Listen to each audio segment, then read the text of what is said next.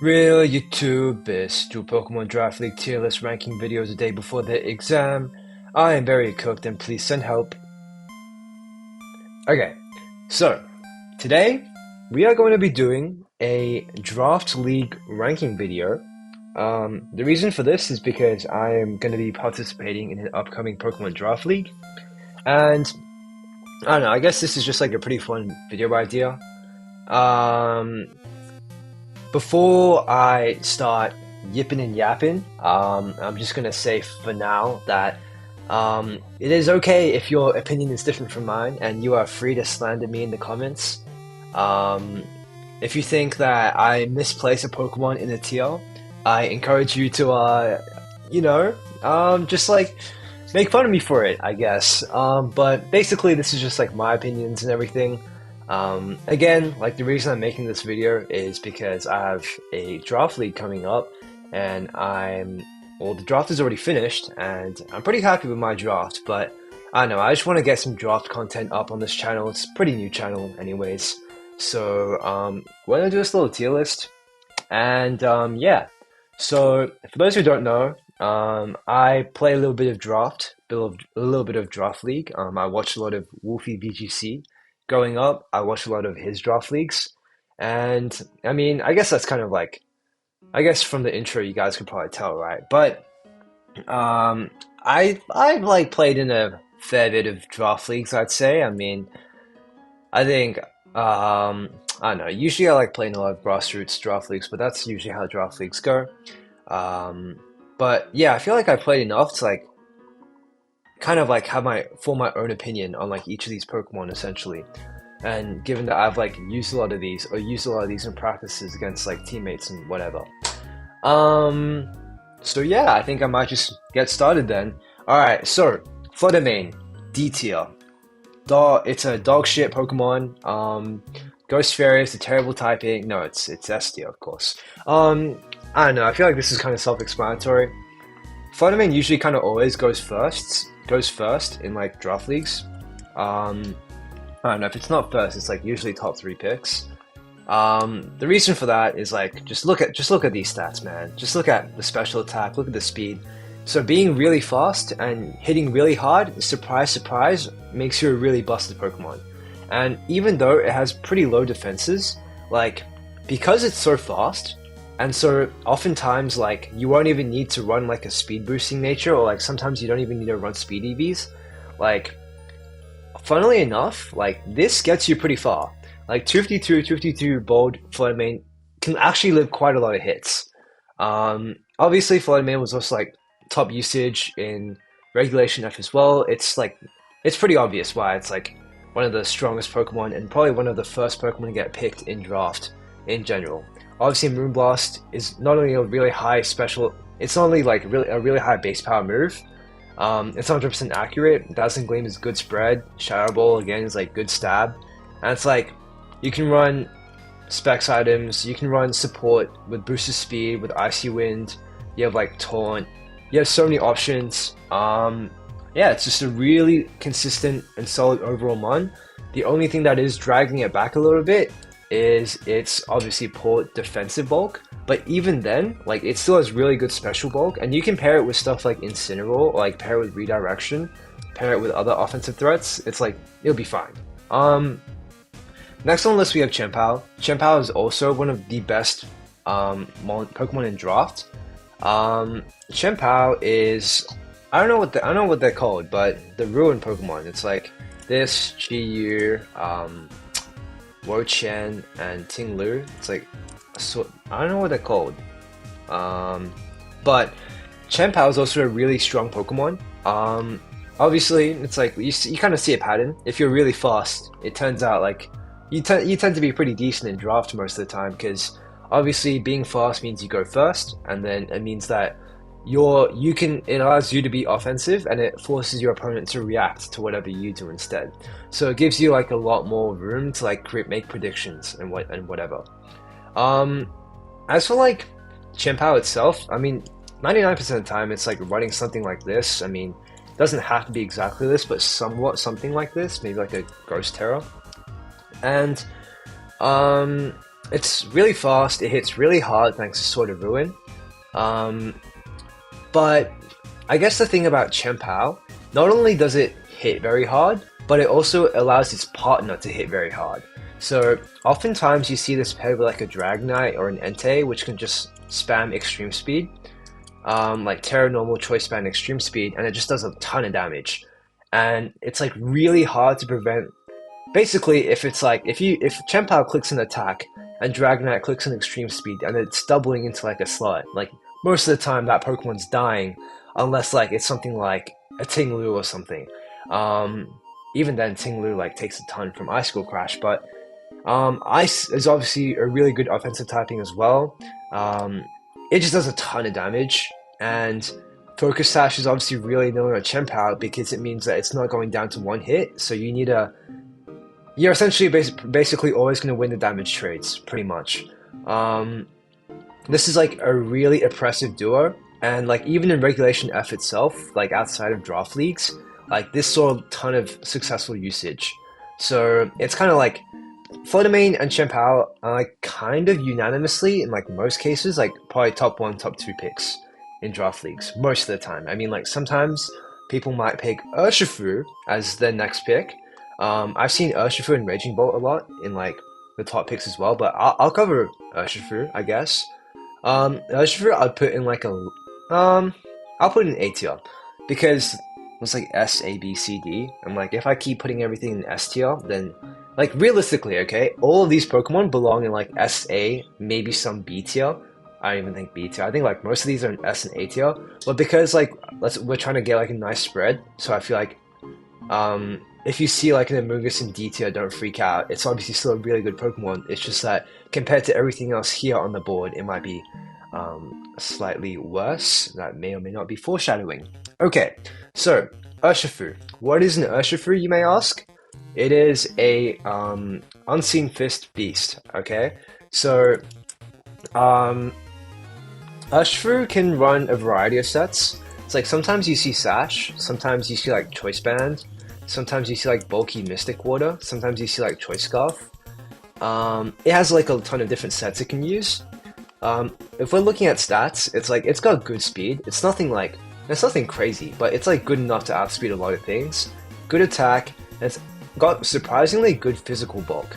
So what it means is that it's not always forced into using Sash. Like you can sometimes rely on like Urshifu's natural bulk, and even though it's like a lower special defense, like you can very easily just like dump a lot of EVs into special defense, and it can still live a ton of hits. Like for example, I think something like this, like Max Spadef is able to live like a Life Orb, Landorus Earth Power or something, and that's like one of the strongest moves in the game.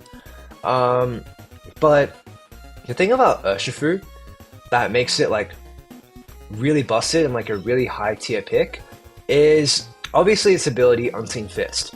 Now, I guess it's like no surprise that, I mean, obviously if you played VGC before, you know that Urshifu is like pretty much everywhere. And a lot of the reason why Urshifu sees a lot of usage in VGC, in my opinion, is because it's able to just like one-tap instant most of the times, right? But in draft, like, Urshifu's biggest weapon is just being able to hit through Protect. Like, I don't know, I feel like this is pretty self-explanatory. I feel like a lot of people know this, but Protect is like the safe move in VGC, right? It's like, usually you can't go wrong with Protect. And without, like, before Urshifu's ever got introduced, like, basically it's like, I don't know, you'd see like Protect on a lot of Pokemon. You Protect, if you're in a bad position and you need it to like reposition or something, you just like Protect and switch or whatever. Protect was always just like the safe play. But with Urshifu, it means that like you're always guaranteed progress. And that is like really, really, really good. Um, and that's just talking about like breaking through Protect. There's like other moves that break through Protect as well. For example, like Iron Boulder with like, what is it called? Mighty Cleave. Yeah.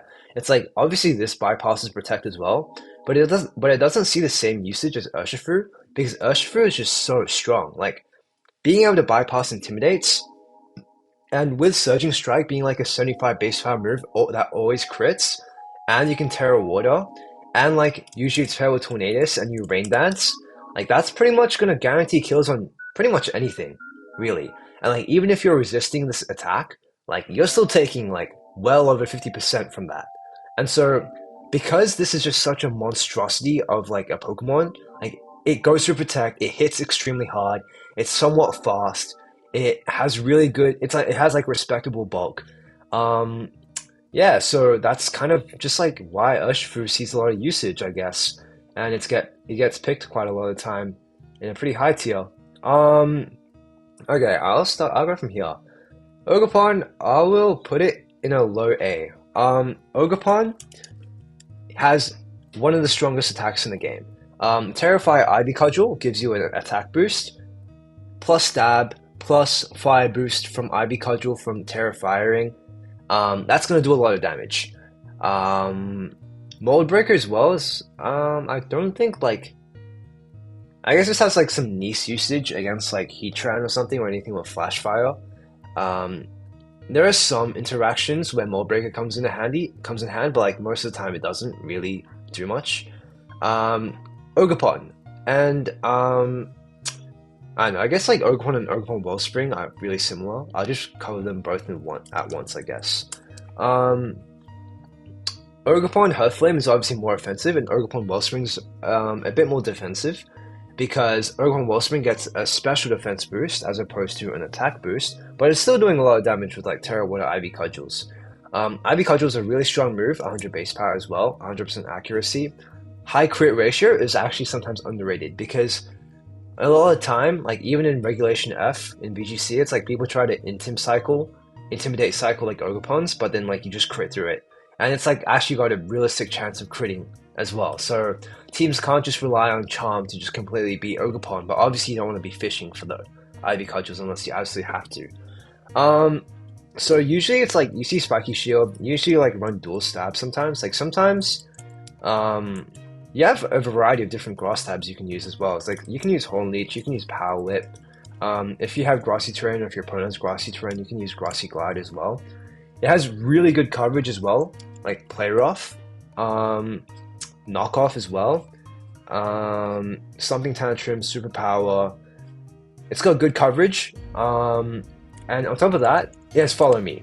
So having access to Follow Me is okay. I guess like I think it's pretty well known that Follow Me is probably one of the best moves in doubles.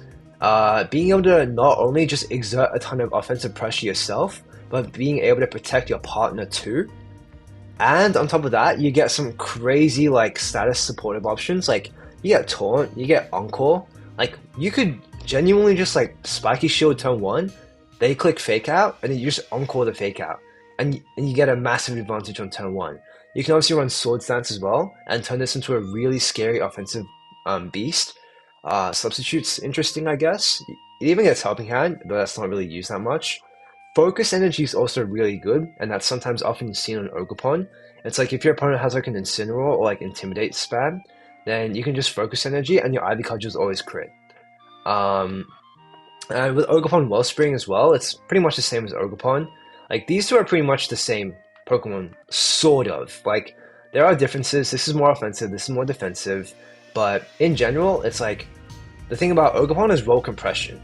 It's fast, it hits hard, you can make it decently bulky, and it's got good supportive options. It can Follow Me, it can get a stat boost with its terrestrialization. It can do everything. The only downside about Ogerpon is that you have no flexibility over your Terra type and your item.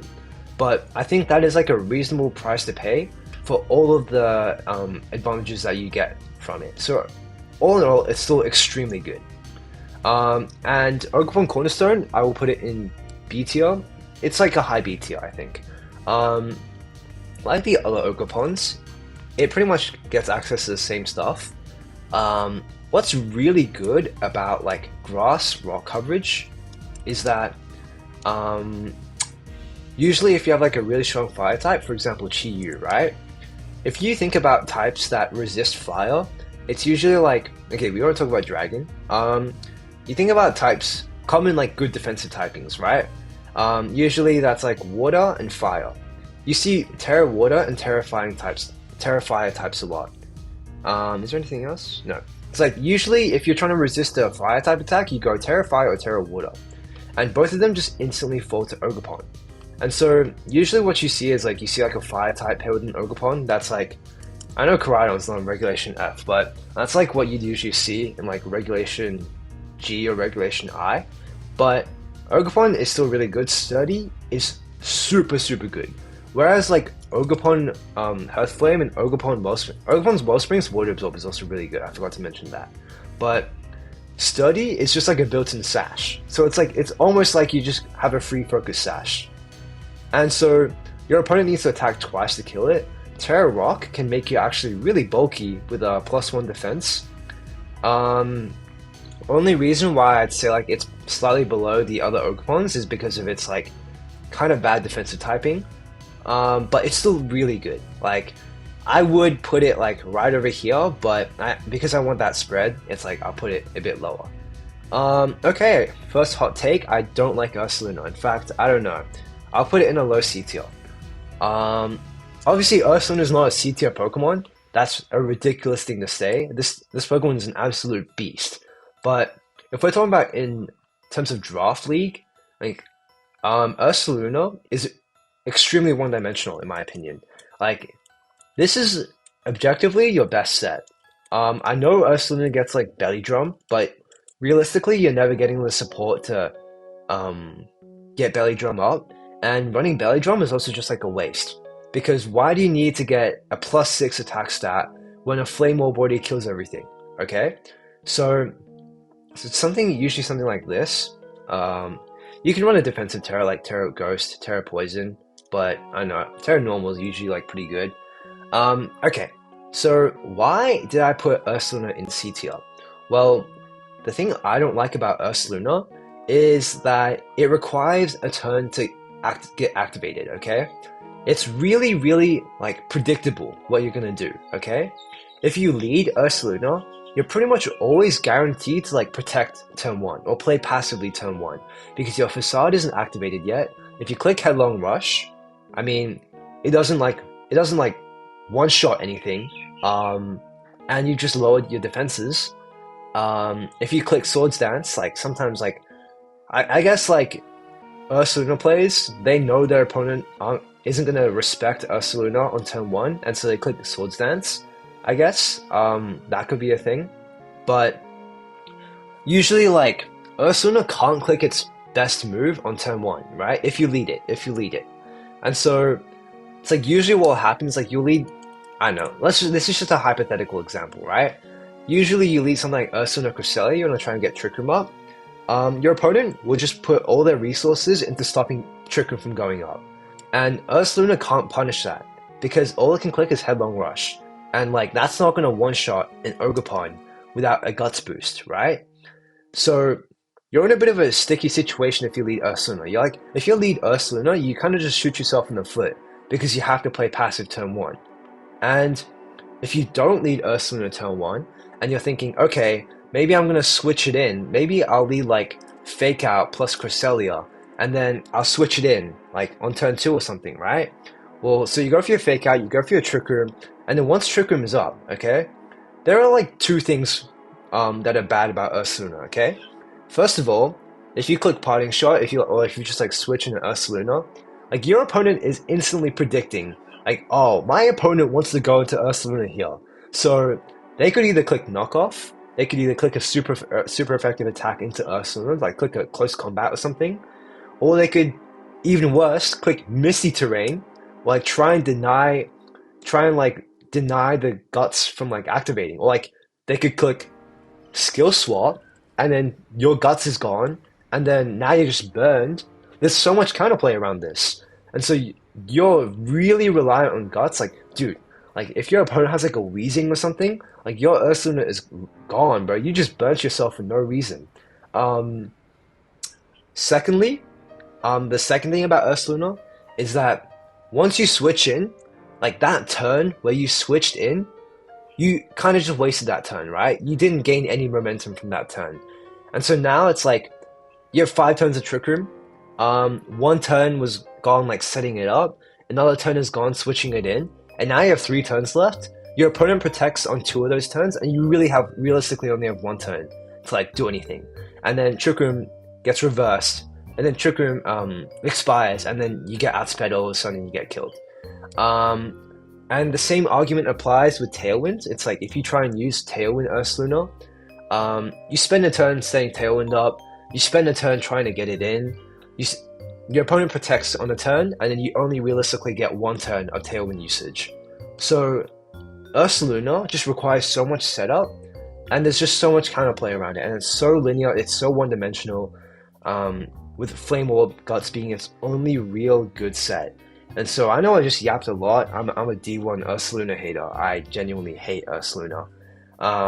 If you don't agree, feel free to slander me in the comments. I don't mind having a Kevin Durant burner account moment here.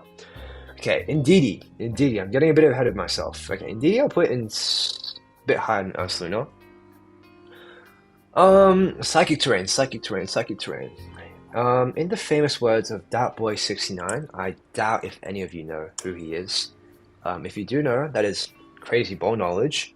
But he said something to me once. He said, if you use Psychic Terrain, you're essentially allowing your opponent to click free expanding forces into you. That's like probably one of the like somewhat downside to Indeedee. Indeedee overall, it's like it's a good Pokemon, right? You get your Psychic Surge up, you have your Iron Crown next to you, and you just start clicking Expanding Force, right? And in theory, it's like, oh yeah, this is a really strong Pokemon. You click Follow Me, you click Helping Hand, you click Trick Room, you have Heal Pulse. You can catch them off guard with like a Fake Out if your opponent is like a flying type or something. What else? You have Light Screen, you have Psych Up, you can do funny skill swap things. It's like, it has a bunch of good utility. I was like, oh, I can run Psychic Seed as well. But the thing is, like, Indeedee in itself is a really passive Pokemon. So essentially, a lot of the time, it's like when you're bringing Indeedee, it's like a 3v4. So Indeedee, you don't expect Indeedee Psychics to like kill anything, okay? Unless your opponent is an Urshifu Rapid Strike, and it just so and like even then they'll just tear it out of the weakness, or they'll just tear it dark. But yeah, in saying that though, the biggest weakness about Psy Spam in general is obviously your opponent being able to Terra Dark, Terra Steel, Terra Psychic, and just resisting the expanding forces. But obviously that doesn't take away from the fact that expanding force is still an incredibly strong move. It's just that Indeedee being really passive, usually a lot of time it's just taunt bait. Like if your opponent just taunts into the Indeedee, it just sits there on the field and really doesn't do anything. Your opponent can like click Grassy Terrain, click Electric Terrain, click Misty Terrain, and just like screw over your Psy Spam strats. Your opponent can click Snarl, and then your like Psy Spam is essentially forced to run Covert Cloak, and you can't run like an actual offensive boosting item. And in general, just Dark types. Obviously, like, Psy Spam is still really good, of course, but I feel like there's a lot going against it. Like, a common structure that people like to use with Psy Spam is like Tornadus, Urshifu, Indeedee, Iron Crown, with the idea being that Tornadus lets you be fast, Indeedee lets you Trick Room, Urshifu lets you take care of the Dark types, and take care of the Psychic types, take care of the Steel types. But a lot of the time in practice, what happens is like Tornadus and Indeedee are actually really passive Pokemon. It's like either the Tornadus, it's like you run a lot of special attack and you run Bleak. Actually, now I'm talking about Tornadus. I'll talk about it later. But yeah, this kind of goes into Tornadus as well. It's like either you're really fast or either you're really bulky and do no damage. And so it's like usually you have to pick between one of the two. And Tornadus and Indeedee honestly aren't like the most offensive Pokemon, and so a lot of your damage is relying on Urshifu and Iron Crown. And so it's like if your opponent is able to take care of these two Pokemon, usually they win the game. But still overall though, I'm not saying that Slice Spam is terrible and you shouldn't use it. I'm saying that there's a lot of counterplay around it, and I'm saying that if you're in like a draft league where you're trying to prioritize like versatility and adaptability over just like sheer offensive firepower, then it's like usually you want to kind of avoid this Pokemon. Plus, it's often like a lot of points as well. Gholdengo, I kind of like this Pokemon. It's kind of grown on me a lot. I'll put it here. The start, I originally didn't like Gholdengo. I always thought this Pokemon was a little bit of a fraud because it's like you have such a low speed stat, and it's like, yeah, you have a good special attack stat. You got middling bulk, and it's like you're like, oh, I'm gonna click and make it rain once, and then my special attack is gone. But it's like ever since like Regulation H, ever since like I played a bit of Doubles OU as well, it's like for some reason, just for some whatever reason, Gholdengo is just always good in every single matchup. Like there's always gonna be like a defensive terror that it can use and just resist all your opponent's attacks, and then it clicks a nasty plot, and then it clicks a make it rain and you win the game. Good as Gold is an incredible ability. Like just being able to be immune to like every single status move, like if you think about it statistically, I don't know what the exact number is, but being immune to a third of all moves is like pretty good. I don't know, what kind of status moves does like Gholdengo dodge? Obviously like Eerie Impulse. I don't know, stuff like Spore, stuff like Sleep Powder. I don't know. It's like every single time I play against the Gholdengo, I'm thinking like, oh, I can just use this status move. But then it's like I suddenly realize, wait, as good as Gold. But Gholdengo is like, it's kind of only set back really by its speed, and even then, it's like you can use Choice Scarf. Specs, Terra Steel, Make It Rain does so much damage. Or you can run like a more defensive variant with like Terra Water leftovers, Nasty Plot, Make It Rain, or like what I've even seen. Oh, and like I've seen like Grassy Seed, Gholdengo as well is also really cool. Like what I've even seen as well is just like Terra Fairy. I don't know, you can use Choice Specs, use Life Orb, I don't know, you can use like whatever item. Terra Fairy Dazzling Gleam as well, like pulling off like what Miraidon did in Regulation G, Regulation I. It's like you just Terra Fairy Dazzling Gleam, and it's another really good spread move. But Steel Ghost is just naturally a pretty good defensive and offensive typing. Like Ghost is really pretty good offensively, Steel is obviously pretty good defensively.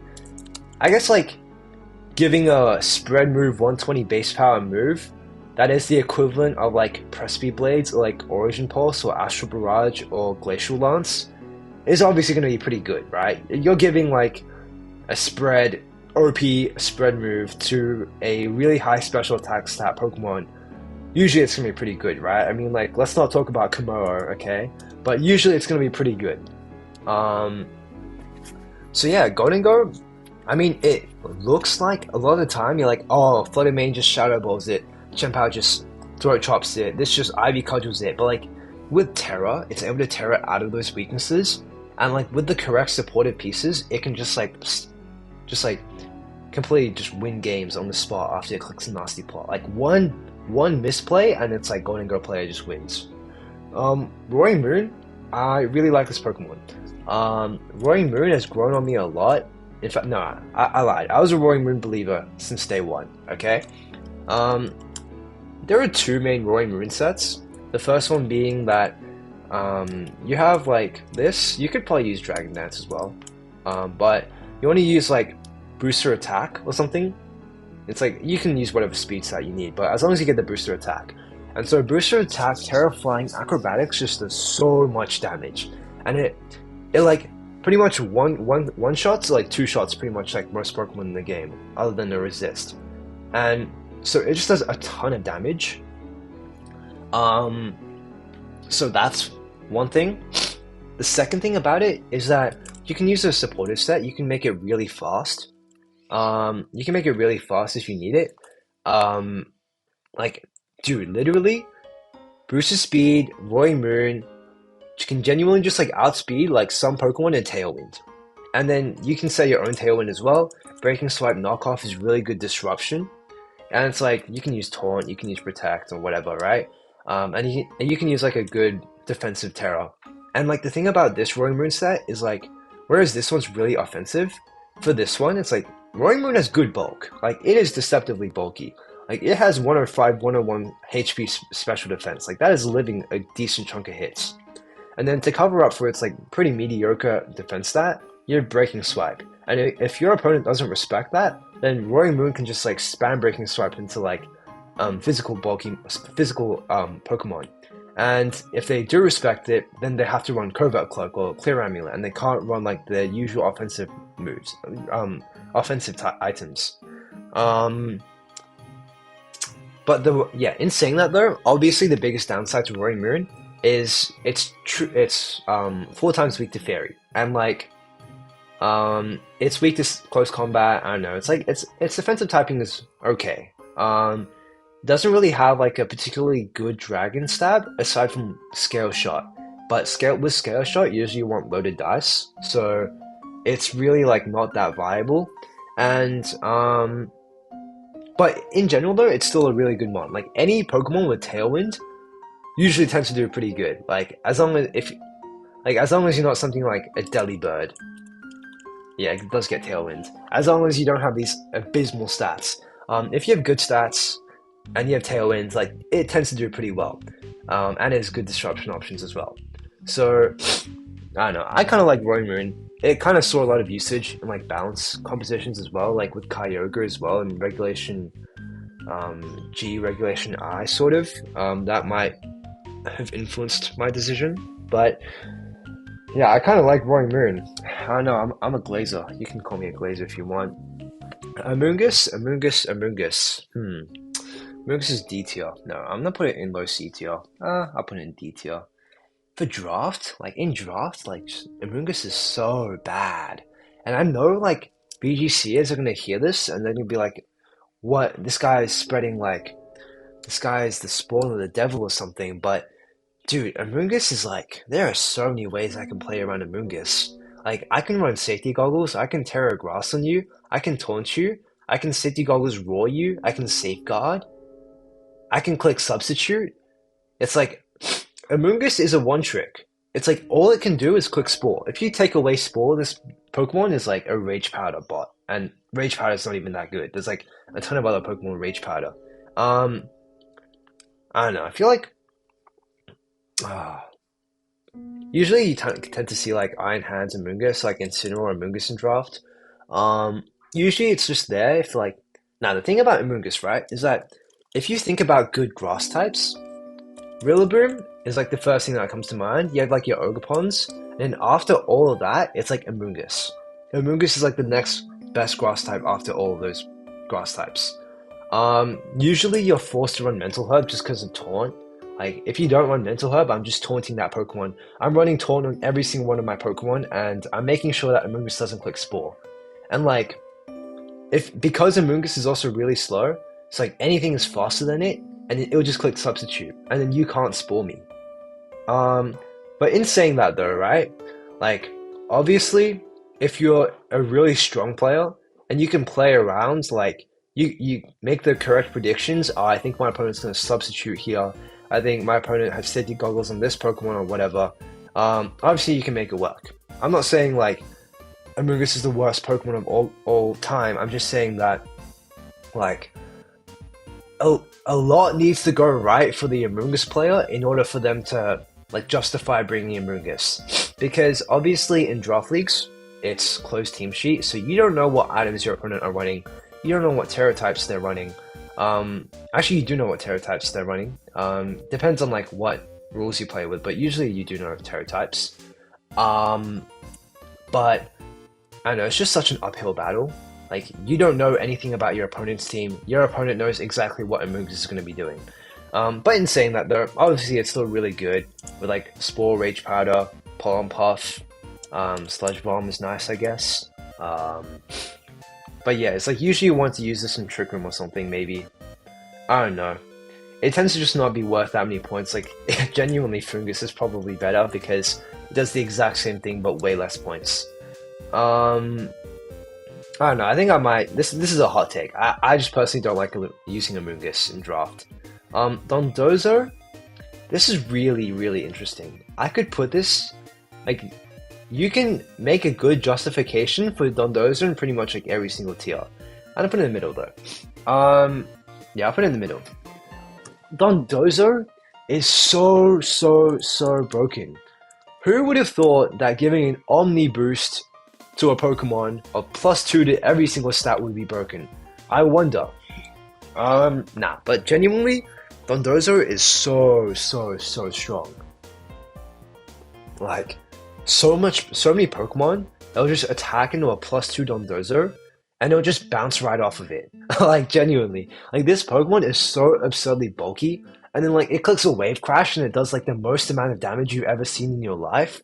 And, like, it's somehow fast, bulky, and it hits hard at the same time. Like, I swear this is what my opponents are running every single time I'm going into Dondozo. But, I think I don't have to explain, like, why Dondozo is good. Dondozo is obviously freaking good. Like, you have Wave Crash, you have Earthquake, you have Order Up, and like not only that, not only can you run physical, it's like you run like Life Orb or something, you run Leftovers and you just don't die. I don't know what else there is. Clear Amulet, I guess. I don't know. But not only just that, like you can change your Tatsugiri, I'm pronouncing that right. You can change the variant, and you can just give yourself defense boost, and then just click Body Press. And then just run like max physical bulk, max defense, and just start clicking body press for like terror fighting and just one shots everything. Oh yeah, this thing gets heavy slam as well. And it also has Rock Slide, and it also has Fissure. But not only just Dondozo being strong, like Tatsugiri is also a respectable Pokemon. It's not like Tatsugiri is like, oh, I've killed the Dondozo, now I don't have to worry, now I've won the game. There's still this Draco Meteor spammer, Icy Wind, Speed Control, 120 special attack stat is quite a lot. Like, you still have to respect this. Like, there are genuinely just end games where, like, you kill the Dondozo, but you just lose to Tatsugiri. But, anyways, let's talk about why Dondozo might not necessarily be, like, S tier or A tier. Obviously, the biggest counterplay to Dondozo is like there are ways around Dondozo, right? But the thing about the counterplay to Dondozo is like all the Pokemon that have the toolkit to beat Dondozo are pretty bad. Like if we're thinking about Haze, right? In like earlier regulations, Palafin was literally used. Like a big reason why Palafin was used was just to like Haze for Dondozo.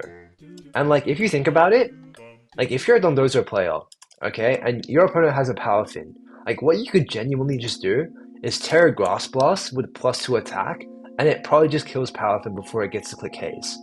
And like just looking through the Pokemon which have Haze, like honestly, they're not that good. Like they're not that good. It's like some occasional good hazes. Like I think the main good hazes are this, and Palafin maybe. Okay. But it's like these are like the only Pokemon that have Haze, and Primarine is not even drafted most of the time. And Dragonite is like you have to Terra, you have to burn your Terra just to be able to click Haze. Like I don't know, Dondozo just trades so much damage. Another way you can kill it is Perish Song, obviously. But I feel like Dondozo just has like enough offensive firepower to just break through that. Honestly, another thing that people like tend to do. I don't know, I'm just using Metagross as an example, but like you can use Mirror Herb, and like does it skill swap? No. Let's use like Cresselia as an example. Like you use Mirror Herb skill swap. Mirror Herb alone isn't enough to beat Dondozo because of Unaware. So Dondozo will just ignore all your boosts, and it'll just kill you anyways. And your boosts aren't gonna matter at all because it's Unaware. So you have to skill swap the Unaware away as well. I think that's like the most of the counterplay, and the final counterplay to Dondozo is just to hit it until it dies. Oh, there's also like Focus Energy, so it's like you can use something like Hydreigon with Focus Energy and just Draco Meteor. Focus Energy, and Scope 1. But like, because Dondozo's fast, hits hard, is bulky, like oftentimes it's just gonna kill you before you do anything. So Dondozo is genuinely like really, really good in draft, even though like there's technically a ton of counterplay to it. But I still think that Dondozo is like extremely, extremely good. Oh, and on top of that, you don't even need to like use it with Tatsugiri. You can just click Yawn. So there's that as well. Urshifu, I'm gonna put this like here. Do I want to put it above Ogerpon? No, I don't think it goes above Ogerpon.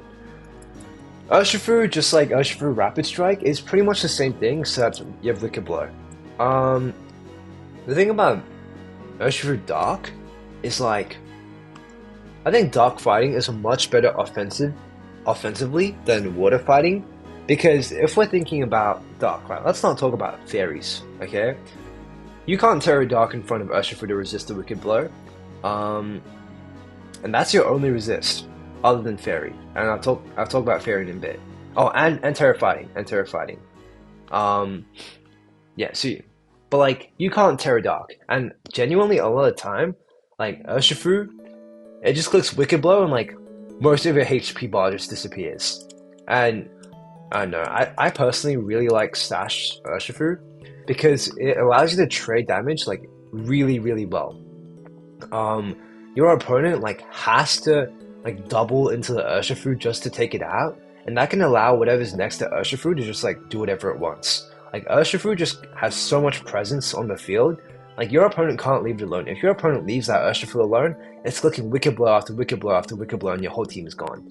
And genuinely, like, some of the damage this thing does is just ridiculous. Like, you do this, you Terra Dark, you click Choice Band Wicked Blow, I kid you not, it will probably do more than 50% to a resist.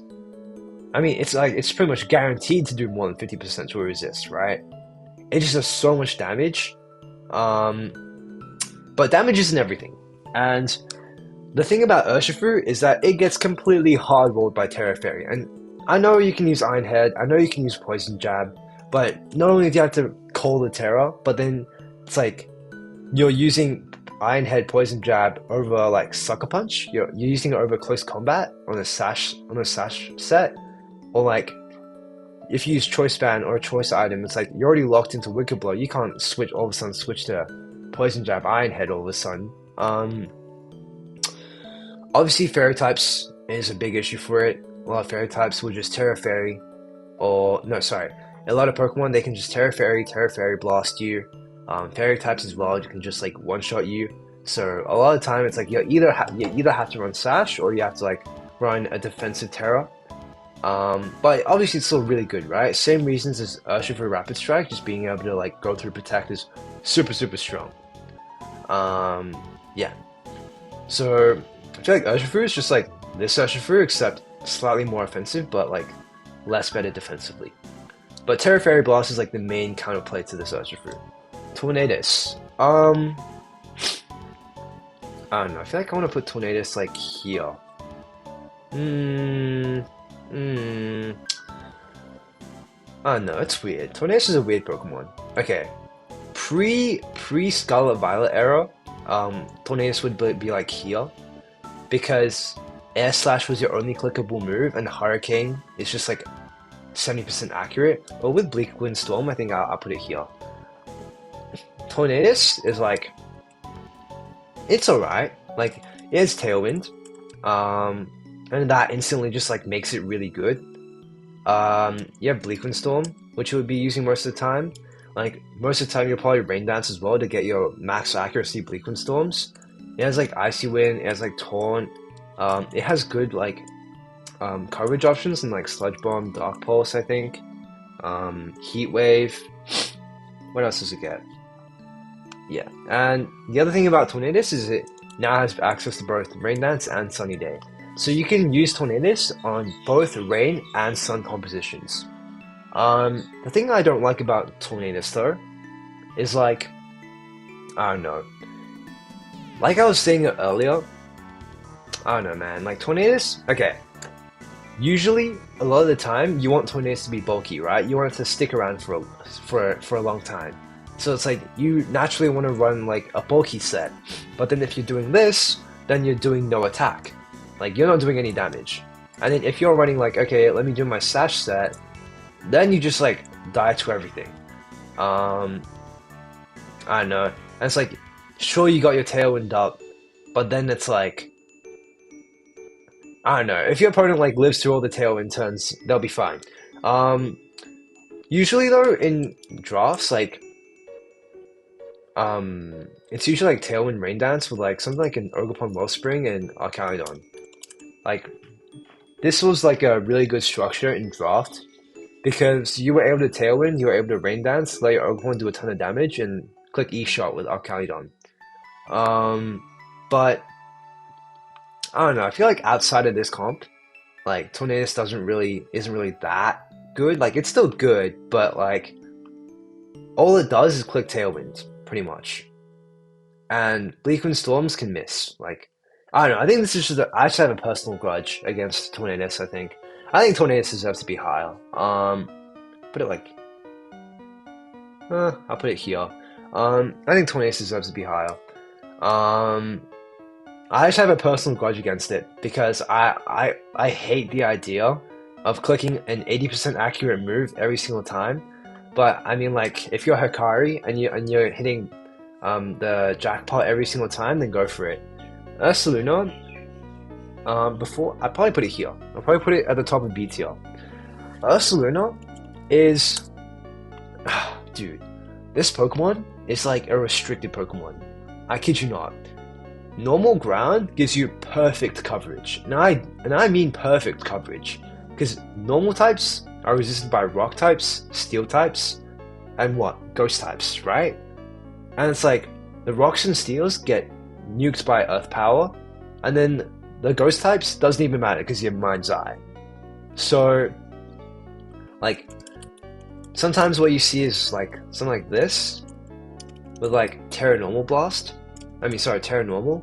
And Blood Moon, don't even get me started how freaking ridiculous Blood Moon is.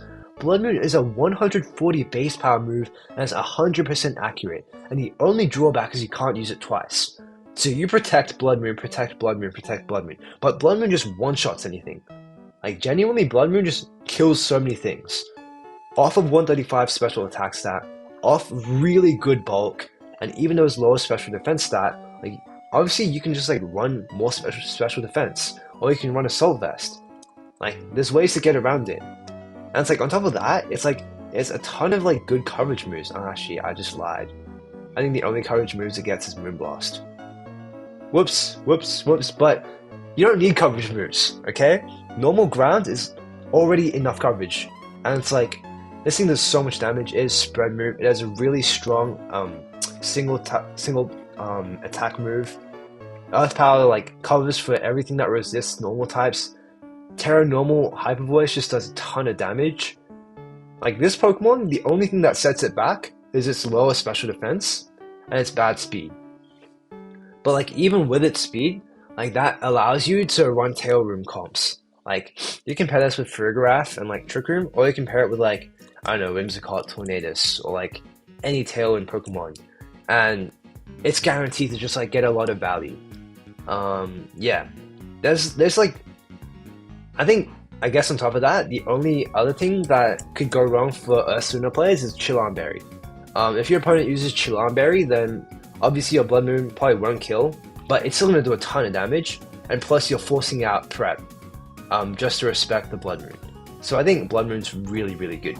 Oh, and Blood Moon has access to Yawn. So there's that as well. Iron Hands? I don't know, I feel this is a B tier Pokemon. Where do I want to put this? I think it's above that. I think I'll put it below Ursaluna. Iron Hands is like incredibly bulky.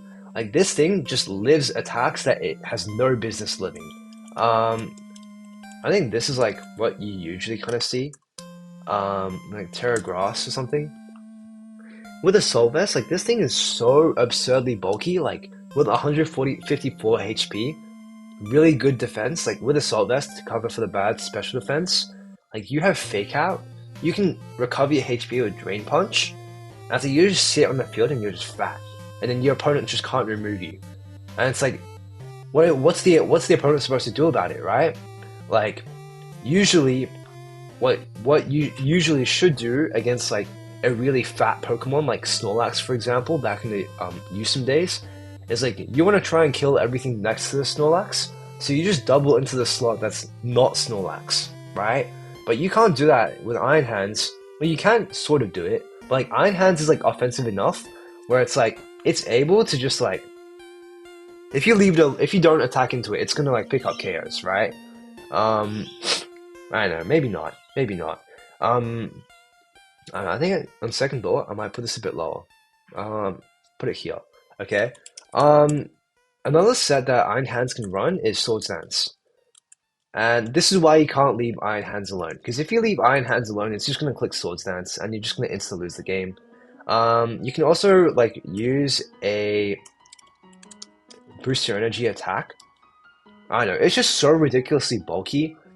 And it's like, it has good attack as well. Like 140 attack is actually really high now that I think about it.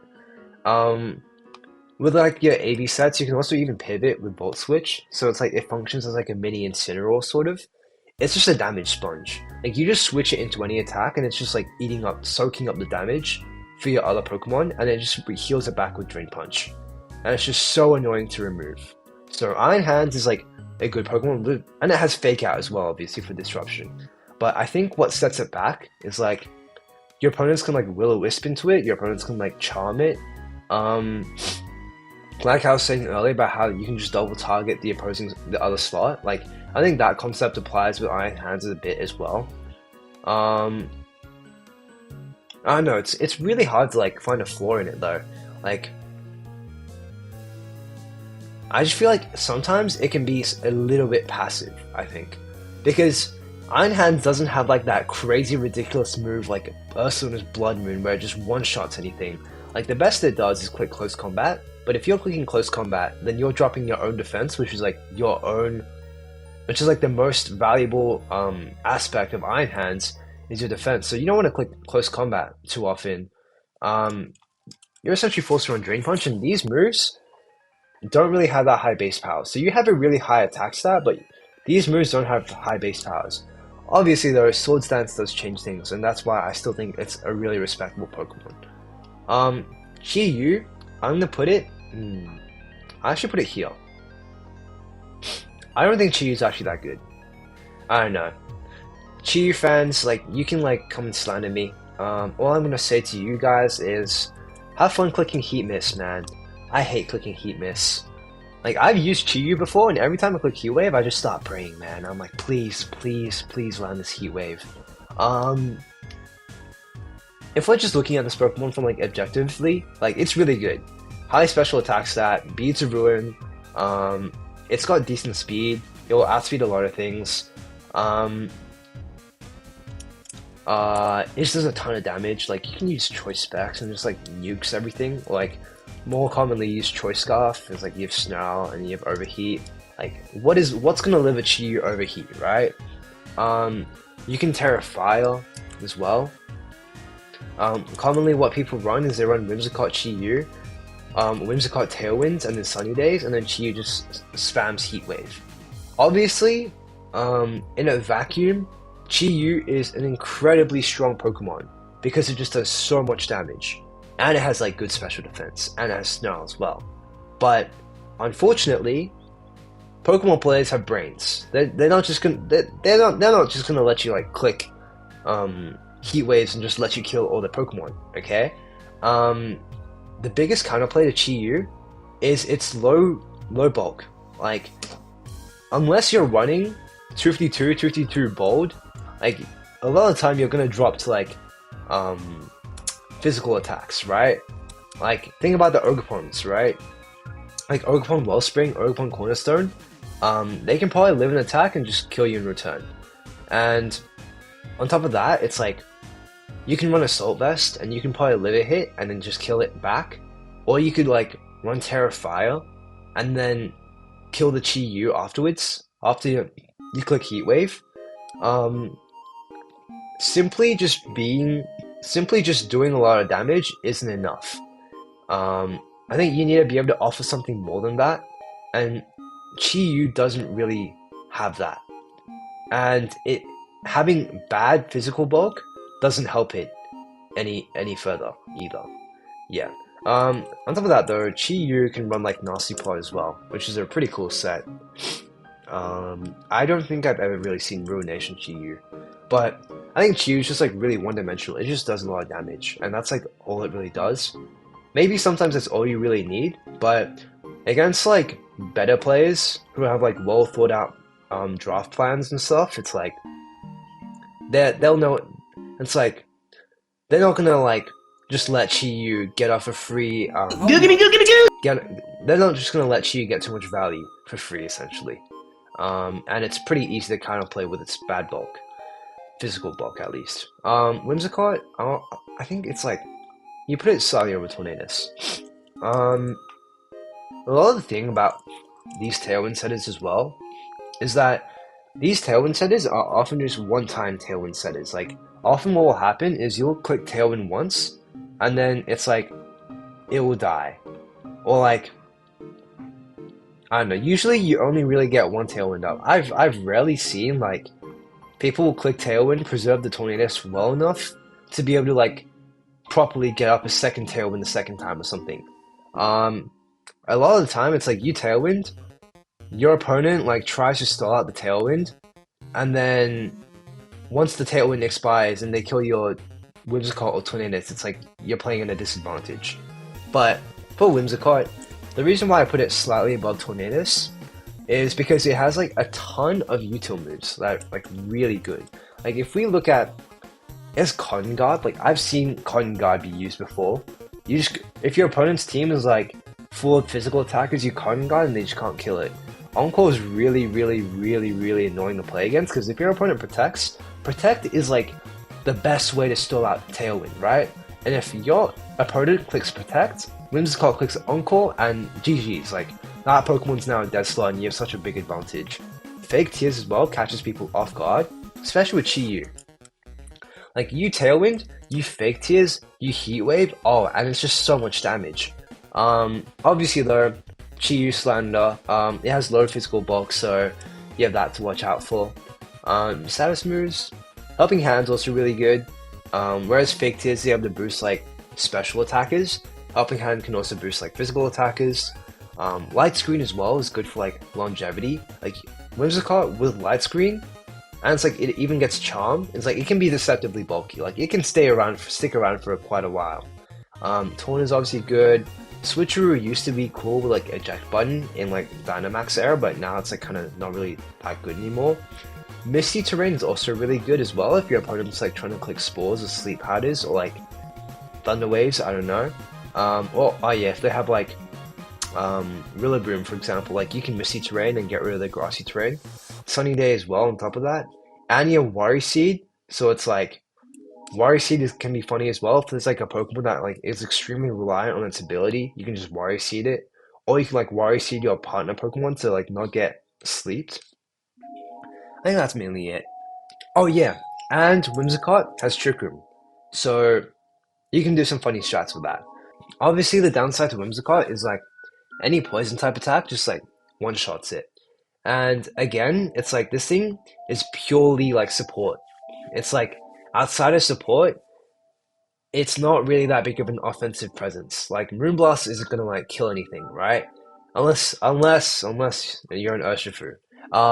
But Whimsicott is just like it kind of just sits on the field sometimes. Like if it gets taunted, it just sits on the field.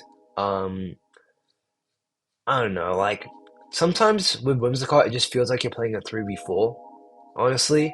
And with Tailwind compositions too as well.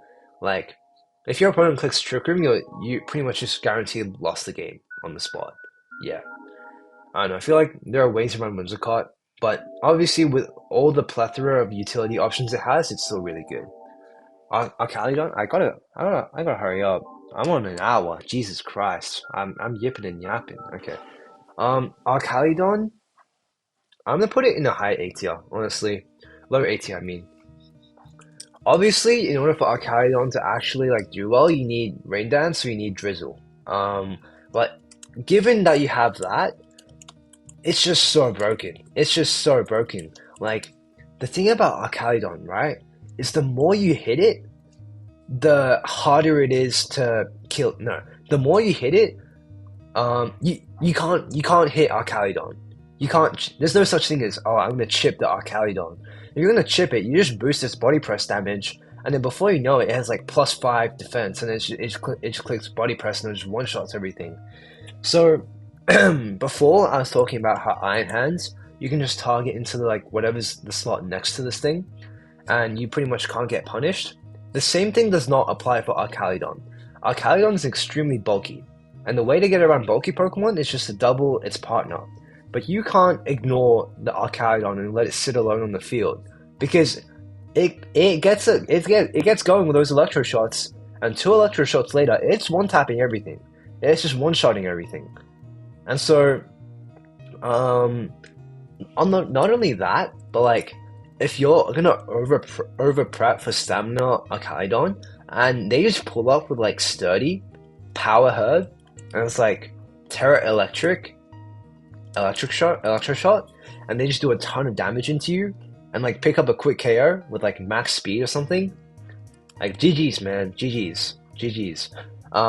Basically all 3 of Archaludon's abilities are viable, and Stalwart especially as well is also really cool, given that there's so much Ogerpon in the format.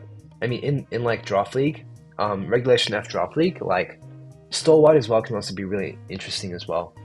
But Archaludon, on top of all of this, like it is Breaking Swipe, it is Snarl.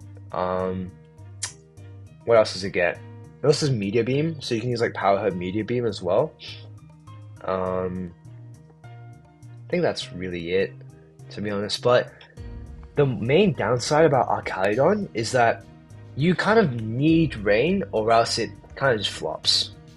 There's also Iron Defense as well, but you kind of need Rain. If you don't have Rain, then it takes away Electric Shot, which is its best move, and so a lot of the time, like, your opponents can just click Sunny Day, and then is there like an interaction between Electric Shot and Sunny Day? I don't know, but I don't think so. Is it? Is there? Am I? I swear there was a move which was like, its power gets cut in half in Sun. I don't know. I don't think so. I think I'm just tweaking. But Archaludon, the thing about it is like, it needs Rain, right? If there's no Rain, then you're kind of cooked. But I don't know. It's so strong. Like, there are genuinely people just win games just because they couldn't. If like Archaludon, like if it can't get killed, like it just wins the game on the spot, pretty much. And like you can terrestrialize out of your weaknesses. Yeah. On to the next Pokemon, Gouging Fire. I'm gonna put this in a low C tier, probably. I don't know. Gouging Fire is that Pokemon which, like, on paper looks incredible, right? You'll get good bulk, good attack. You can run boost energy speed to make it really fast. You can click Howl, and after you click Howls, you click Heat Crash and Breaking Swipe, and you do a ton of damage, and you have Burning Bulwark, so if your opponent wants to attack you, they might even get burned if they click a physical attack. And it's like, often you see this paired alongside Ogerpon Wellspring, and it's like Ogerpon Wellspring, not only can it redirect for Gouging Fire, but like, it clicks Ivy Cudgel after a Howl and does a ton of damage. I don't know, I feel like the thing about Gouging Fire though, is like, I don't know, oftentimes it kind of just sits on the field, and it's like, it's that Pokemon which looks good on paper, but in practice, it's like, it can kind of just flop sometimes, honestly. The thing about Howl Set is that you have to run really a lot of speed. And if you're using a lot of speed, like, you can't really, usually you run like a lot of speed and a lot of HP to like some bulk, right? So the thing about Gouging Fire is that because it's not immediately offensively like pressuring anything, it means that you need like 1, 2, maybe 3 turns to like click Howls before you're like actually threatening to like one-shot stuff. And so in the time that it takes for you to set up, you're giving your opponent time to like create countermeasures and like try and like knock out Gouging Fire and stuff. I don't know. But Gouging Fire's house set being like super linear, like as a result of that, people genuinely just like don't run the house set. Like they'll just run like booster attack and they'll just run Dragon Dance or something. Or they'll just like turn Gouging Fire into like a bulky fire type attacker and just like I don't know, trade damage or something. I don't know. Something like this. I've seen like Joe UX9 use a cool Gouging Fire set as well. But um like Gouging Fire, I don't know, man. Maybe someone can come up with a better explanation than me, but Gouging Fire just tends to feel so underwhelming. When it's like when you're drafting it, you're like, oh wow, this is like such a cool Pokemon. But then when you actually come to use it, you're like, hold on, this thing's kind of a fraud, you know? I don't know, based on my own personal experience with it though, I haven't like particularly enjoyed it using it. With Annihilape, I can like balance out this tier list by putting it in D tier, I guess, but I don't know, I'll put it in the top of D tier. Annihilape, in the earlier regulations, Annihilape was really good, but now Annihilape is pretty bad. Annihilape just gets outsped by everything. Like, pretty much everything outspeeds Annihilape, and so a lot of the time, like, Annihilape is eating like 2 attacks before it's getting off like a bulk up, right? Like, if you're an Annihilape, right? You have like two options. Like, you can either click bulk up or you can click Rage Fist. And if you bulk up and your opponent like doubles into you and then kill you the next turn, like GG's. Or if your opponent chooses not to attack into the Annihilape and then you clicked Rage Fist, you got a 50 base power Rage Fist and you just wasted a turn and you probably lose. So there's that sort of 50-50 mind game. It's like, are they gonna attack into me or are they just not gonna attack into me? But this Pokemon alone though is pretty good. Like Defiant is a good ability, Vital Spirit's a good ability. You have Bulk Up, you can even run Torn as well. I think there's Encore as well in this Pokemon. Drain Punch lets you recover, Rage Fist means that if your opponent attacks into you, you're doing more damage, so it disincentivizes your opponent from attacking you, which means that, in theory, it should be good for Annihilape. Sorry, my nose is blocked, man. So, in theory, it should be good for Annihilape, plus Fighting Ghost is like, really good typing, because Fighting meets Dark and Normal types, but it's just power creep. Like, the format's gotten to a point where like everything is hitting so hard, so fast, that I feel like Annihilape just can't keep up anymore. Like, whereas this like did really well at the start of Scarlet and Violet, I feel like now, with so much strong, powerful Pokemon running around, it's kind of just like gotten less viable, essentially. And before all of you Ooga Booga people say, what if you use Choice Scarf Final Gambit, right? Like, not only one, I'm gonna Terra Ghost on you, but two, it's like, you're trading your high tier Pokemon for a Final Gambit. Like, I don't think that's really worth it. Like, I don't think you should draft Annihilape for like the main reason of saying, oh yeah, I get to just like nuke one of my opponent's Pokemon. What if they click Protect? What if it's a Ghost type? What if they Terra into a Ghost type? What if they're faster than you? With like a boost of speed or something, you know? I don't know, I feel like this isn't that really that good. Yeah. So, oh, and another thing as well is that for Annihilape, right? If you want Rage Fist to actually be viable, if you don't have Mouse Hold, if you don't have any form of self proc, your opponent is just gonna not hit Annihilape, and then you're forced to click Drain Punch. And if your opponent leads something like, I don't know, Dragonite plus another Fighting type resist, yeah, good luck. Annihilape is just sitting on the field, and they're never gonna trigger your Rage Fist for you. And then, so that means that not only do you need to use Annihilape, but you need to use something with Beat Up, like Mouse Hold.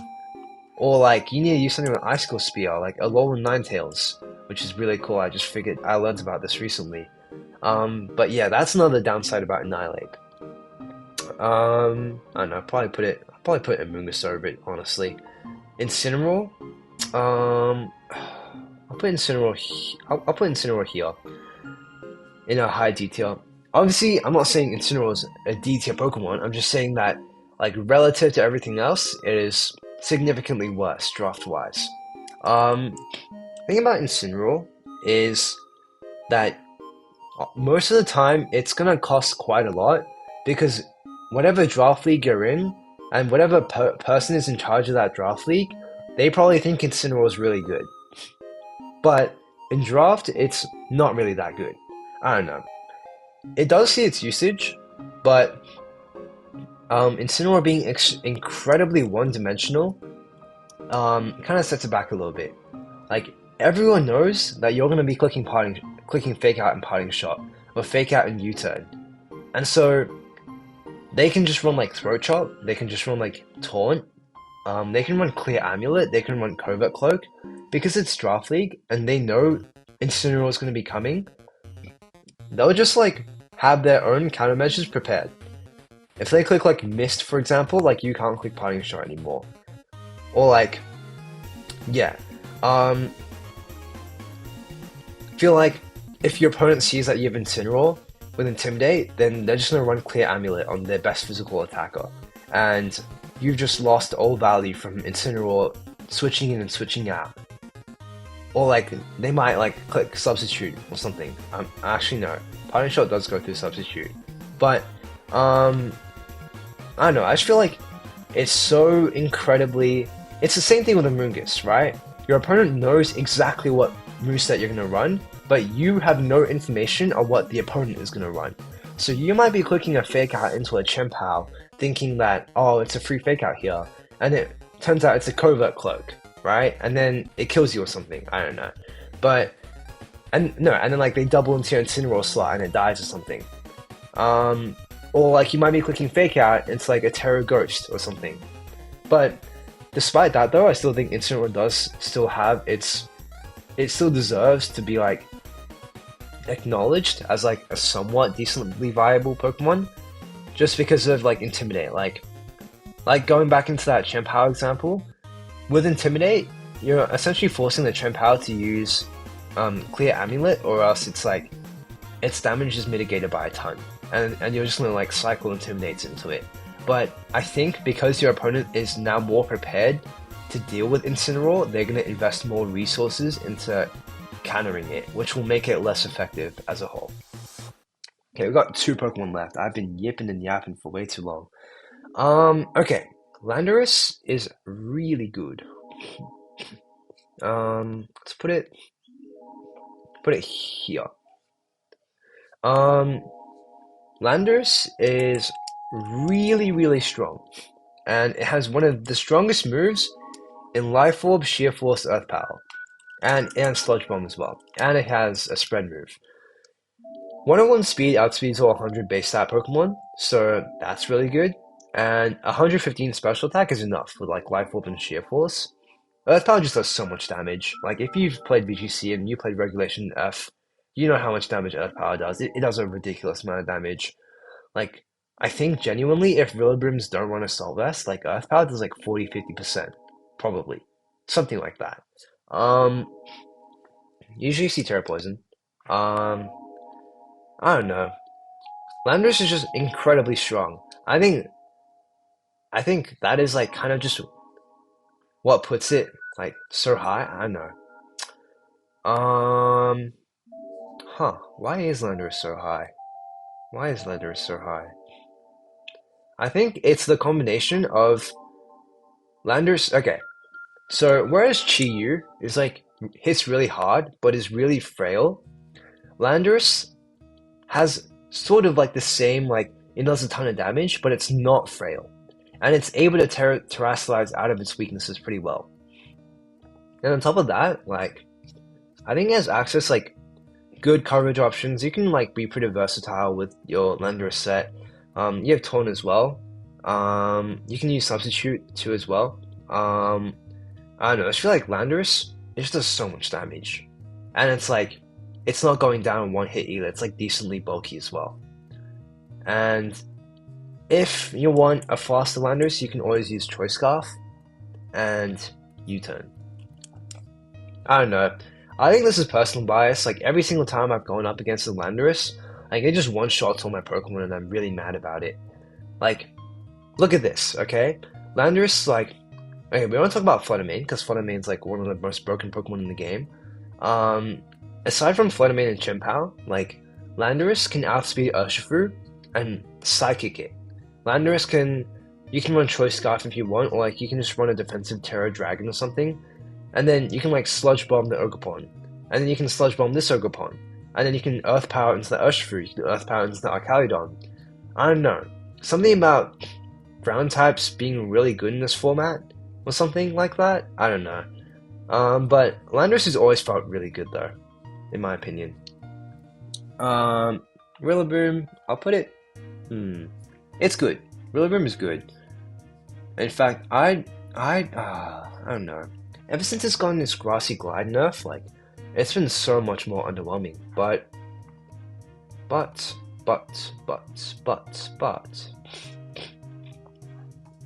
Okay, hot take. Rillaboom is an A tier. Just because I said so. Fake Out is good. Wood Hammer in grassy terrain is one of the strongest moves in the game.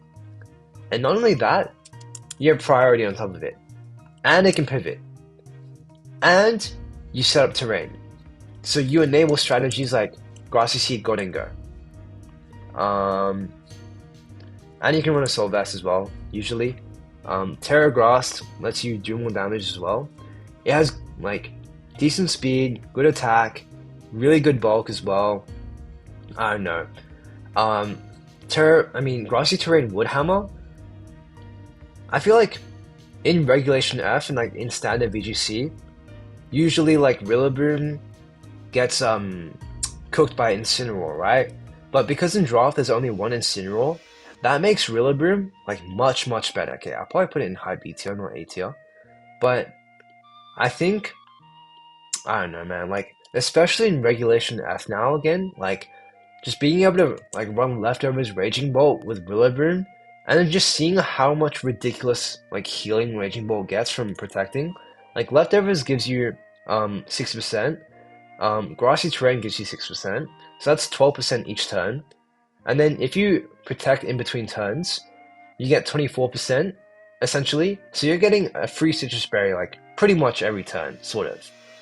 And so that's like a ridiculous amount of healing.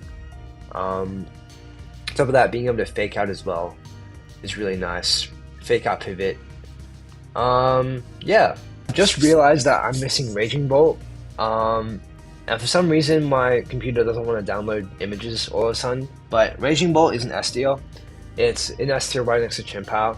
The reason why is because this Pokemon's a literal freaking restricted Pokemon by itself. 125 HP, 91 defense, 89 special defense, really bulky, hits really hard.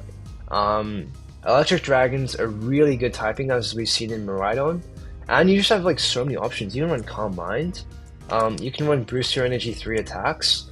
You can run Assault Vest with like, you have decent disruptive options in like Snarl and Electro Web. Or like you can even run Volt Switch. You can run Terra Blast and like have a unique Terra type or something. I don't know. There's just a lot of stuff you can do with Raging Bolt, and it's incredibly hard to remove. Even if you have, say, something like a Landorus, like pressuring it, you can just Terra Flying, right? Or you just like Terra out of your weakness. Yeah, but it does a lot of damage. It's really bulky. Even though it's bad speed, it has priority in Thunderclap, like, and has good typing. It's just overall really solid. And so yeah, that kind of concludes my draft league tier list. I've been playing Draft League for quite a while now, so yeah. If you guys enjoy this type of content, make sure you like and subscribe, so then I'll know to do more of this type of stuff. Maybe next time, like, I'll do a full tier list with like all the Pokemon instead. But I don't know. If this video hits 10 likes, I'll do more of this. Alright, see ya.